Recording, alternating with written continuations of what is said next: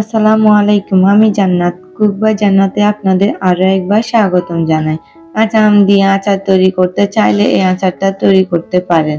এই আচারটা তৈরি করতে কোনো রকম তেল লাগবে না, বাড়তি কোনো মসলা লাগবে না। রোদে দেওয়ার ঝামেলা ছাড়াই একেবারে বেশি সময় ধরে ভালো থাকবে। কাঁচা আমের আচারটা এত সহজ করে তৈরি করার পরও এটা খেতে এত বেশি মজা হয়েছে। আমার মনে হয় এই আচারটা খাওয়ার পর অন্য যেকোনো আচারের স্বাদ ভুলে যাবেন।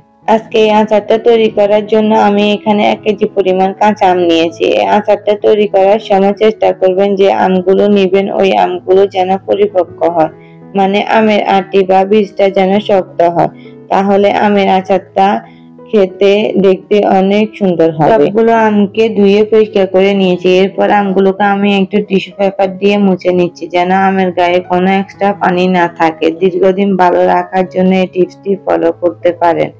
এবারে আমগুলোকে আমি যেভাবে আচার দিতে চাচ্ছি সেভাবে করে কেটে নেব। আমগুলোকে আমি একটু গোল গোল চাক চাক করে কেটে নিব। একটু পাতলা করে কাটলে খুব ভারী করেও কাটবো না। আমের স্লাইস গুলো ভিতরে বীজটা আমি আলাদা করে নেব। একটা আমের স্লাইস এখন আমি আপনাদেরকে দেখিয়ে দেব। দেখতে পাচ্ছেন খুব বেশি ভারীও না আবার খুব বেশি পাতলাও না। একইভাবে আমি সবগুলো আমকে কেটে নেব। সবগুলোকে আমি একটা মিক্সিং বলে নিয়ে নিচ্ছি। এখন আমি 1 কেজি আম নিয়েছি, আর 1 কেজি আমের জন্য আমি 1 কাপ পরিমাণ দিয়ে দেব চিনি। 1 চামচ দিয়ে দিচ্ছি লবণ, দিয়ে দিচ্ছি এখানে 1/4 কাপ সাদা সিরকা বা সাদা ভিনেগার। এভাবে সবকিছুকে আমি খুব ভালোভাবে মিশিয়ে নিচ্ছি। চিনি আর ভিনেগারের মিশ্রণের সাথে এই আমের মিশ্রণগুলোকে আমি প্রায় 1 ঘন্টার মতো ভিজিয়ে রাখবো। এতে করে আচারটা যখন তৈরি হবে তখন একটা আমের স্লাইস ভেঙে যাবে না। এগুলোকে ভালোভাবে মিশিয়ে নেওয়ার পর এখন আমি 1 ঘন্টার জন্য ঢাকনা দিয়ে ঢেকে রাখবো। এরই মধ্যে আচারের জন্য সিম্পল একটা মশলা রেডি করে নেব। একটা প্যানে নিয়েছি 3 থেকে 4টা শুকনো মরিচ। শুকনো মরিচগুলো হালকা ভেজে নেওয়ার পর বাকি মশলাগুলো ভেজে নেব। এখানে দিয়ে দিচ্ছি 1 চামচ 5 ফোড়ন, মিষ্টি জিরা বা মৌরি দিয়ে দিচ্ছি 1/2 চামচ, নরমাল জিরা 1/2 চামচ, মেথি 1/2 চামচ, আর দিয়ে দিচ্ছি গোটা ধনিয়া 1/2 চামচ। এবার এগুলোকে একটু ভেজে নিচ্ছি, খুব বেশি সময় না, আমি কয়েক সেকেন্ডের জন্য ভেজে নেব। গোটা মশলাগুলো ভাজা হয়ে গেলে আমি মশলাগুলোকে আধ ভাঙা করে নেব, একদম গুঁড়ো করব না। আর 1 ঘন্টা পর আম থেকে প্রচুর পরিমাণে পানি বের হয়েছে। এই যে দেখতে পাচ্ছেন 1 ঘন্টা ঢেকে রাখার পর এরকম পানি উঠেছে। এবার এই সবটুকু পানি সহ এই আচারের স্লাইসগুলোকে আমি একটা প্যানে দিয়ে দেব। আমি চুলা অন করে হালকা হাতে একটু নেড়ে চেড়ে দেব। সম্পূর্ণ চিনিটা গলে যাওয়া পর্যন্ত অপেক্ষা করব। 1 ঘন্টা ভিজিয়ে রাখার কারণে কিন্তু অনেক বেশি নরম হয়ে গেছে। আমগুলো আস্তে আস্তে শক্ত হবে, তাই প্রথমে কিন্তু অনেক বেশি জোরে সরে নাড়া যাবে না।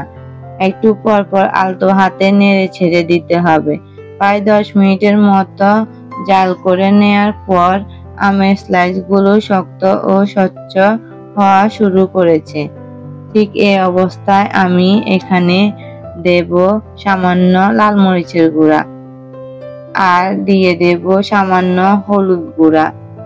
এতে করে কালারটা বেশ ভালো আসবে। এগুলো মিশিয়ে দিয়েছি। আমের স্লাইসগুলো স্বচ্ছ হওয়া শুরু করছে, মানে এগুলো শক্ত হওয়া শুরু হয়েছে। চিনি আর আম থেকে যে অতিরিক্ত পানিটা বের হয়ে সেটা শুকিয়ে আসা পর্যন্ত অপেক্ষা করতে হবে। এদিকে আমের স্লাইসগুলো একদম স্বচ্ছ শক্ত হয়ে গেছে। চিনি যে একটা পানিটা ছিল সেটাও শুকিয়ে গেছে। সে যে মশলাটা আমি ভেজে আধ ভাঙা করে রেখেছিলাম সেটা এখানে 1 চামচের মতো দিয়ে দিচ্ছি। আগে বলছিলাম এখানে খুব বেশি মশলার প্রয়োজন নেই।